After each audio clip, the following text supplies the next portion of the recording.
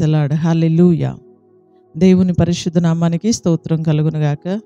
ఈ మంచి ఉదయకాల సమయం దేవుని మాటలు వింటున్న మీ అందరికీ కూడా నా హృదయపూర్వకమైనటువంటి వందనాలు. ఎలా ఉన్నారు? మీరు, మీ కుటుంబాలు, మీ బిడ్డలు క్షేమంగా ఉన్నారా? దేవుని మహాకృప మీకు, మీ కుటుంబాలకి తోడై ఉండును గాక. ఆమేన్. పరిశుద్ధ గ్రంథంలో నుండి ఒక వాక్యాన్ని మనం చదువుకుందాం. చూడండి, లూకా సువార్త 19వ అధ్యాయం 9వ వచనాన్ని మనం చదువుకుందాం. లూకా సువార్త 19వ అధ్యాయం 9వ వచనాన్ని మనం చదువుకుందాం. అందుకు యేసు, ఇతడును అబ్రహాము కుమారుడే, ఎందుకనగా నేడు ఈ ఇంటికి రక్షణ వచ్చి ఉన్నది. హల్లెలూయా. ప్రభు అయిన యేసుక్రీస్తు వారు ఈ లోకంలో సంచరిస్తున్నటువంటి దినాల్లో ఒక ఇంటిని గురించి ఒక సాక్ష్యం ఇస్తూ ఉన్నాడు, ఒక వ్యక్తిని గురించి. ఆ వ్యక్తి ఎవరయ్యా అంటే ఆ వ్యక్తి పేరు జక్కయ్య. అతని గురించి ప్రభు అయిన యేసు ప్రభు వారు అంటున్నారు, ఆ ఇంటిని గురించి యేసు ప్రభు వారు అంటున్నారు, ఇతడును అబ్రహాము కుమారుడే, ఎందుకనగా నేడు ఈ ఇంటికి రక్షణ వచ్చి ఉన్నది. హల్లెలూయా. ఇతడు అబ్రహాము కుమారుడే, ఎందుకంటే నేడు ఈ ఇంటికి రక్షణ వచ్చి ఉంది అని యేసు ప్రభువారు ఈ వ్యక్తి గురించి చెప్పారండి. ఈ వ్యక్తి యొక్క కుటుంబాన్ని మనం చూస్తే ఇంటికి రక్షణ వచ్చిందంట. కొన్ని ఇళ్ల గురించి మనం ధ్యానం చేద్దామండి. ప్రభు చిత్తమైతే ఈ ఉదయకాలపు మన్నాలో మన ఇల్లు ఎలా ఉండాలి అనే అంశం మీద మనం కంటిన్యూషన్గా కొన్ని వారాలు ధ్యానం చేద్దామండి. ప్రభు చిత్తమై దేవుడు నాకు అవకాశం ఇచ్చినప్పుడల్లా కొన్ని ఇళ్ళు గురించి ధ్యానం చేద్దాం. ఈరోజు మనం ధ్యానం చేసే ఇంటి పేరేంటంటే రక్షణ పొందిన ఇల్లుగా ఉండాలి. మన ఇల్లు ఎలా ఉండాలి అంటే రక్షణ పొందిన ఇల్లుగా ఉండాలి. ఈ బైబిల్ గ్రంథంలో మనం చదువుకున్నటువంటి వాక్యంలో ఇతని ఇంటికి రక్షణ వచ్చింది అని యేసు ప్రభు వారు చెప్పారు. ఇంతకీ దేవుని మాటలు వింటున్న మీ ఇంటికి రక్షణ వచ్చిందా? మీరు రక్షణ పొందిన వారేనా? రక్షణ పొందాలంటే ఏం చేయాలి? కుటుంబానికి రక్షణ కావాలి అంటే ఏం చేయాలి? ఇతను ఏం చేశాడో మనం అది చేస్తే సరిపోయిందండి. చూడండి, ఈ వ్యక్తి గురించి మనం ధ్యానం చేసినప్పుడు 19వ అధ్యాయం మొదటి నుండి మనం చూస్తే, ఆయన సంచరించుచు యెరికో పట్టణములో ప్రవేశించి దాని గుండా పోవుచుండెను. ఇదిగో సుంకపు గుత్తదారుడును ధనవంతుడునైన జక్కయ్యను పేరు గల ఒకడు యేసు ఎవరోయని చూడగోరెను. కానీ పొట్టివాడైనందున జనులు గుంపు కూడి ఉండుట వలన చూడలేకపోయాను. చూడండి, ఇతను చాలా ధనవంతుడండి. ధనవంతుడైన జక్కయ్య అని రాయబడి ఉంది బైబిల్లో. ఈ ధనవంతుడైనటువంటి జక్కయ్యకి ఒక ఆశ కలిగింది. అసలు యేసు ఎవరో చూడాలి. చూడండి, యేసు ఎవరో చూడాలి. ఆయన చాలా అద్భుతాలు చేస్తున్నాడంట. ఆయన అడుగు పెడితే ఆ కుటుంబానికి రక్షణ కలుగుతుందట. ఆయన మాట సెలవిస్తే స్వస్థత కలుగుతుందట. గుంపులు గుంపులు జనం యేసును వెంబడిస్తున్నారట. ఆయన్ని నేను కూడా చూడాలి అనే ఆశ జక్కయ్య హృదయంలో కలిగింది. అతను ఒక ఉద్యోగస్తుడు, సుంకపు పన్ను వసూలు చేసే వ్యక్తి. అతను బహుధనవంతుడండి.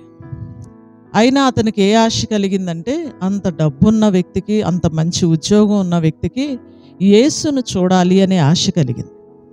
ఈ ఆశ కలిగినప్పుడు అతను ఏం చేశాడు అంటే చూద్దామని వెళ్ళాడు. అందరికంటే అతను చాలా పొట్టివాడిగా ఉన్నాడు. ఈ పొడుగోళ్ళు అందరూ అడ్డం ఉండటం వల్ల యేసయ్యను అతను చూడలేకపోయాడు. అప్పుడు ఇతనికి ఒక ఆలోచన వచ్చింది.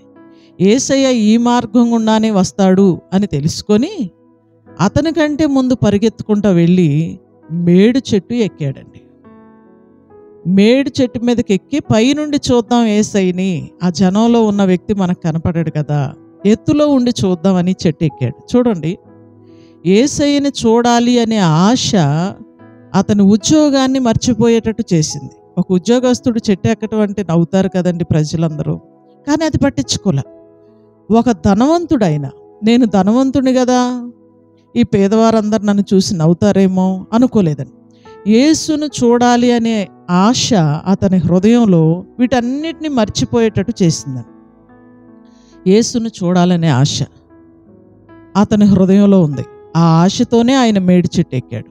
అతని ఆశను చూసినటువంటి దేవుడు, మనుషులండి మన పై రూపాలను చూస్తారు, కానీ మనం ఆరాధిస్తున్నటువంటి మన ప్రభు అయిన యేసుక్రీస్తు హృదయ అంతరంగాలను చూస్తాడండి. జక్కయ్య ఆయన దగ్గరికి వచ్చాడని, ఆయన్ని చూడాలని ఆశపడ్డాడని, ఈ జనంలో అతను చూడలేక వెళ్ళి మేడి చెట్టు ఎక్కాడని యేసయ్యకి బాగా తెలుసండి. మేడి చెట్టు దగ్గరికి యేసయ్య వచ్చినప్పుడు, జక్కయ్య త్వరగా దిగు, నేడు నేను నీ ఎంట ఉండవలసి ఉన్నది అని చెప్పాడు. దేవుని స్తోత్రం చెల్లిద్దామండి. హల్లెలూయా. ఎప్పుడైతే యేసయ్య జక్కయ్య త్వరగా దిగు, నేడు నేను నీ ఎంట ఉంటాను అన్నాడో, వెంటనే అతడు త్వరగా దిగాడట. చూడండి, బైబిల్ గ్రంథంలో మనం చూస్తే 5వ వచనం, యేసు ఆ చోటికి వచ్చినప్పుడు కన్నులెత్తి చూసి, జక్కయ్య త్వరగా దిగుము, నేడు నేను నీ ఎంట ఉండవలసి ఉన్నదని అతనితో చెప్పగా, అతడు త్వరగా దిగి సంతోషముతో యేసుని చేర్చుకున్నాడు. హల్లెలూయా. ఇది రెండో మాట అండి. యేసయ్యని చూడాలని ఆశతో జనంలోకి వెళ్ళాడు, కనపడలేదని మేడి చెట్టు ఎక్కాడు, యేసును చూడాలని తపనతో ఉన్నాడు. రెండోది, యేసయ్య నీ ఇంట ఉంటాను అని చెప్పగానే త్వరగా దిగి యేసయ్యని చేర్చుకున్నాడు. ఆశ కలిగి ఉన్నాడు, యేసయ్య వస్తాను అనగానే అతన్ని ఇంట చేర్చుకున్నాడు. మూడోది, ఆయన చేసిన మంచి పని ఏంటంటే చూడండి, 8వ వచనంలో, జక్కయ్య నిలువబడి, ఇదిగో ప్రభువా, నా ఆస్తిలో సగము పేదలకు ఇచ్చుచున్నాను, నేను ఎవని యొద్దనైనను అన్యాయముగా దేనినైనను తీసుకొనిన ఎడల అతనికి 4 అంతలు మరలా చెల్లింతునని ప్రభువుతో చెప్పాను. హల్లెలూయా. యేసయ్యని చూడాలని ఆశతో పరుగులెత్తాడు, యేసయ్య వస్తాను అనగానే ఇంట చేర్చుకున్నాడు. మూడోది, యేసయ్య ఇంట్లోకి రాగానే అతడెంత పాపో గ్రహించాడు. అన్యాయంగా ఎవరి దగ్గరైతే ఆ పన్ను ఎక్కువ వసూలు చేశాడో వాళ్ళకి 4 అంతలు తిరిగి ఇచ్చేస్తాను, ఈ అన్యాయపు సిరి నాకు వద్దు, ఈ పాడు పని ఇక నేను చేయను, తిరిగి వాళ్ళ ద్రవ్యం వాళ్ళకి 4 అంతలు తిరిగి చెల్లిస్తాను అని చేసిన తప్పుని ప్రభు దగ్గర ఒప్పుకున్నాడు. దేవుని స్తోత్రం చెల్లిద్దామండి. అందుకొచ్చింది ఈ ఇంటికి రక్షణ. 3 విషయాలండి. ఈ ఉదయకాల సమయం దేవుని మాటలు వింటున్న ప్రియ సహోదరుడా, ప్రియ సహోదరి, నీ ఇంటికి రక్షణ ఉందా? నీ ఇల్లు రక్షణ పొందిన ఇల్లేనా? ఒకవేళ రక్షణ పొందకుండా ఈ మాటలు విన్న తర్వాత నేను కూడా రక్షణ పొందుతాను అని గనక నువ్వు ఆశపడుతున్నావా? నాకు కూడా రక్షణ కావాలి అనే ఆశ నీకుందా? ఉంటే ఈ 3 లక్షణాలు నీకు ఉండాలి. యేసును చూడాలనే ఆశ, యేసుని నీ హృదయంలోనికి చేర్చుకోవటం, నీ హృదయం అనే ఇంటిలోనికి యేసుని చేర్చుకోవటం, నీలో ఉన్నటువంటి ఆ లంచగొండితనాన్ని, ఆ పాపాన్ని, ఆ అన్యాయాన్ని విడిచిపెట్టి వాళ్ళకి తిరిగి 4 రెట్లు చెల్లించటం. ఎవరి దగ్గర అయితే అన్యాయంగా నువ్వు సొమ్ము తీసుకున్నావో వారికి తిరిగి 4 రెట్లు నువ్వు చెల్లించిన ఎడల నీ ఇంటికి కూడా రక్షణ వచ్చింది. నీ ఇల్లు ఎలా ఉంది? రక్షణ పొందిన ఇల్లుగా ఉందా? బైబిల్ తెలియజేస్తుంది, మన ఇల్లు రక్షణ పొందిన ఇల్లుగా ఉండాలి. నీ కుటుంబానికి కూడా రక్షణ ఆనందాన్ని దేవుడు అనుగ్రహించునుగాక. నీ ఇల్లు రక్షణ పొందాలి అంటే ఈ 3 లక్షణాలు నీకు ఉండాలి.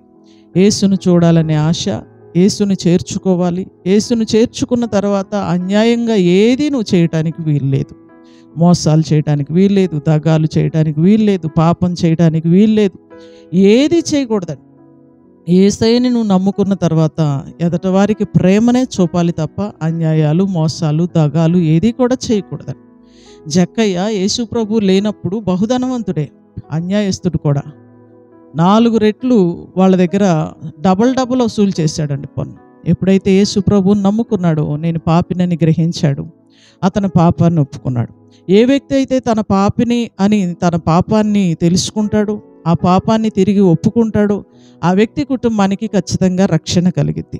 మన ఇల్లు కూడా రక్షణ పొందిన ఇల్లుగా ఉండునుగాక. జక్కయ్య ఇంటికి వచ్చిన రక్షణ ఈ ఉదయకాల సమయం దేవుని మాటలు వింటున్న మీ అందరి ఇళ్లకు కూడా రక్షణ వచ్చునుగాక. ఆమేన్. ప్రార్థన చేసుకుందాం. సకల ఆశీర్వాదములకు కారణభూతుడైన మా తండ్రి, మీ ఘనమైన శ్రేష్టమైన నామానికి వందనాలు, స్తోత్రాలు, స్తుతులు చెల్లిస్తూ ఉన్నాం. ఈ మంచి ఉదయకాల సమయం అమూల్యమైన నీ వాక్యం ద్వారా మాతో మీరు మాట్లాడినందుకు వందనాలయ్యా. మా ఇల్లు రక్షణ పొందిన ఇల్లుగా ఉండాలయ్యా. రక్షణ పొందిన ఇల్లుగా మా ఇల్లు ఉండాలి అంటే జక్కయ్య కుటుంబంలో వచ్చిన ఆ మార్పు నా ఇంట్లో రావాలి ప్రభా. అట్టి సంపూర్ణమైన మార్పును మాకు దయచేయండి.